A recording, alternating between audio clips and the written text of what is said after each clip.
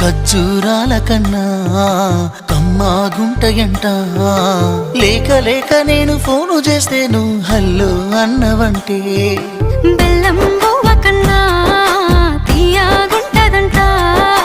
ఎన్నడూ నాడు ఫోను చేసి బాగున్నావన్నవంటే ఏడాది ఎండల్లో ఉంటేనై మోస్తున్న నా బతుకు కష్టాలని పిల్లని చెయ్యి పట్టాలని.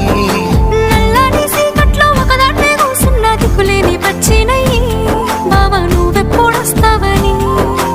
ఏళ్ళైపోతుండే పిల్ల ఎన్నెలొచ్చింది మన బతుకులా.